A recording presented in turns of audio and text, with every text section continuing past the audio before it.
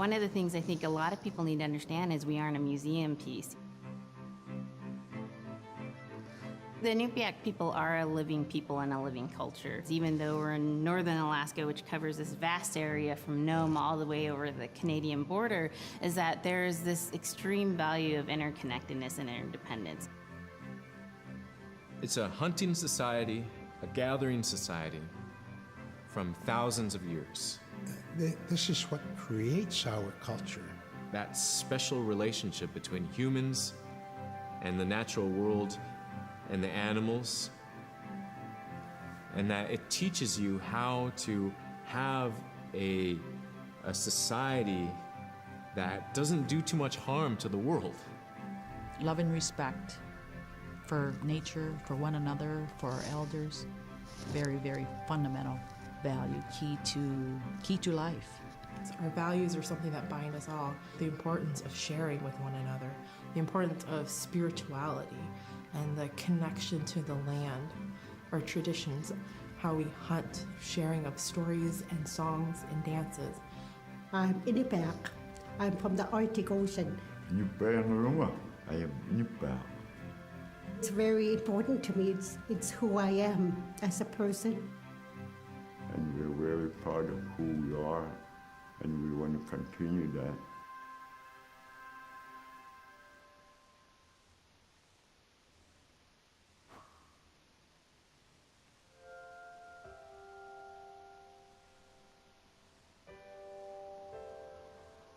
It'd be busy, busy, busy all through the day.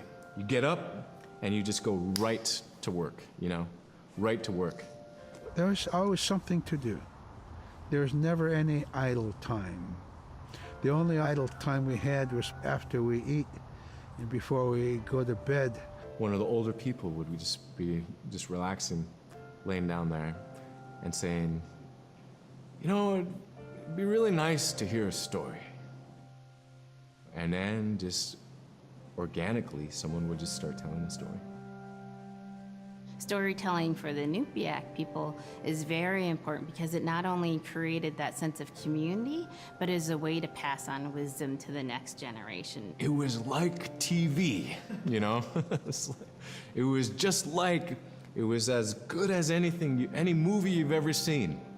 And the storyteller told it so clearly that it was just as powerful as any of the greatest movie blockbusters you've ever seen. There was a reason behind the stories that we were told because they held traditional knowledge. They held things that we might need to know in life, whether it was about how to find food or how to survive, or it was about well-being and the importance of connecting with people and being a good member of the community. We all do stories. We all live in stories. We all tell stories to our friends. And they need to be told. They need to be heard.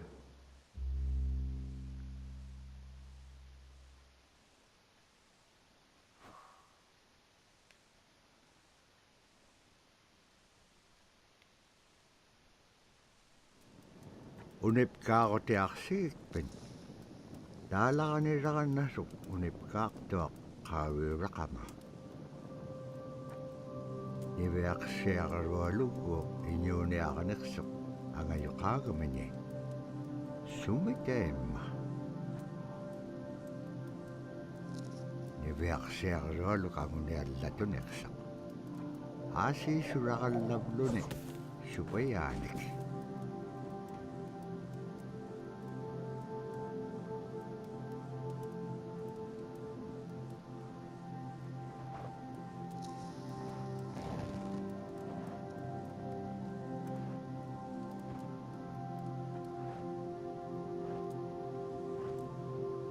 Iñuuniahutin anuqqautigaiti. Anuhulingailliaqsuq. Anuhulingailliaqpaalluni. Kisaimma panirnialiaqsiput. Niviaqsiaqalualuq kisaimma isummertoq. Tapuraasi kangitsaquaqsigaasumman anuhulisugurukumagaan. Summan anuhulingailliaqamagaan. Tavrasi kangitsaquaqsiga summan anuqlisuuruku magaan.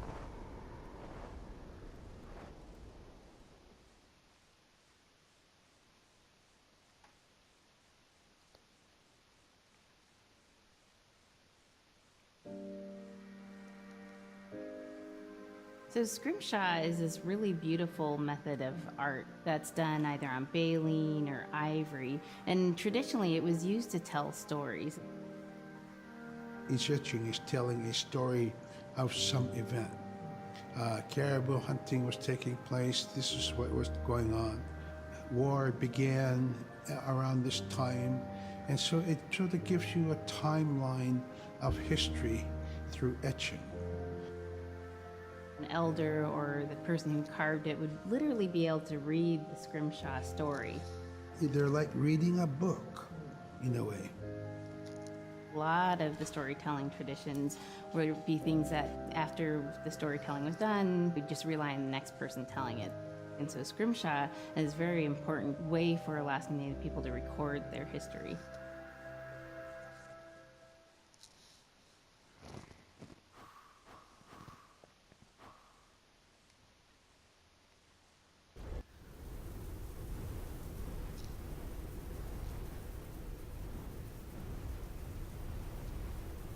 Anuqulekpailluni suniuraqanaitsoqunni. Tavrani peaqsiaqarualuk ayuungitsoq. Pajjaguniuliaqsoq.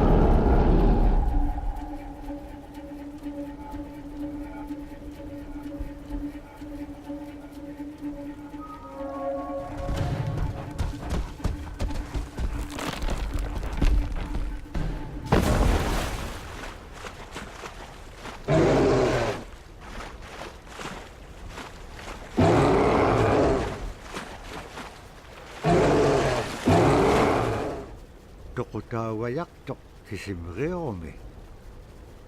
Arraannapqangapiaqtoq.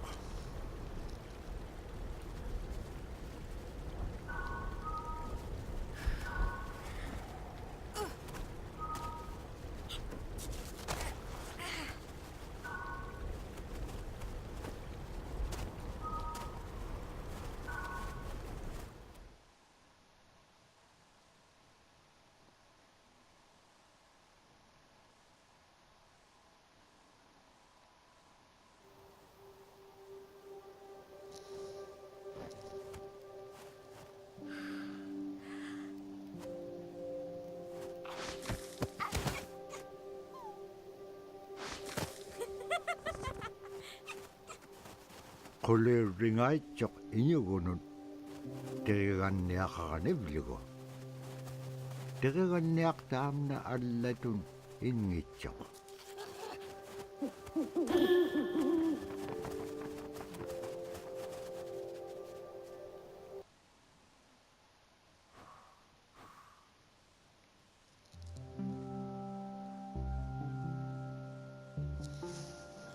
When I was growing up, my grandpa had a pet white fox.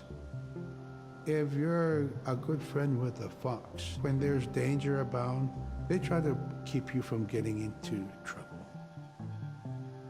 They pull tricks here and there, and foxes are like spoiled little kids in a way. When you let her out, she'd go prancing out in the snow, jumping in the air. I know she was happy then. Come running at me and jump on my chest, knock me backwards, lick my face, and I try not to let her. So that was my memory of my grandpa's pet fox.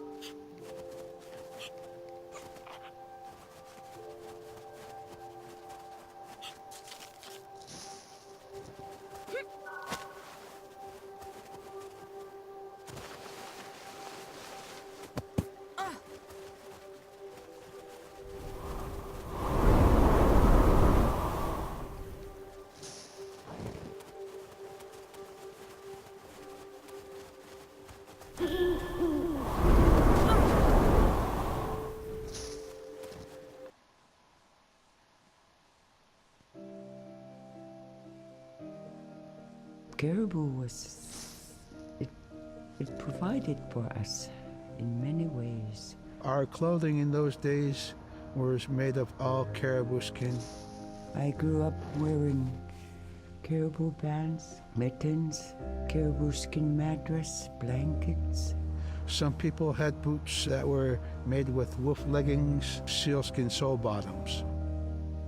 Baleen was shaved to make insoles. They kept us quite dry and warm as well. But the caribou skin clothing was the best. We would get as many yearlings as we could for our outer clothing. And for heavy winter, we would get caribou in February or March because the hair was the longest and the skin was the thickest, and we would use those for our winter gear. With that stuff on, you could sleep outside in 50 below and it wouldn't bother you a bit.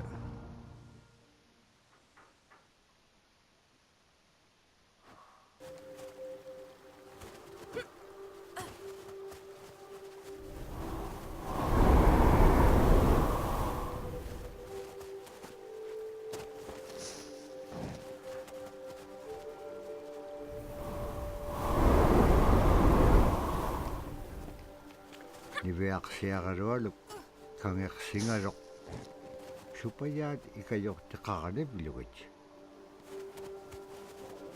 Allawlo ni tam na takikan niyak.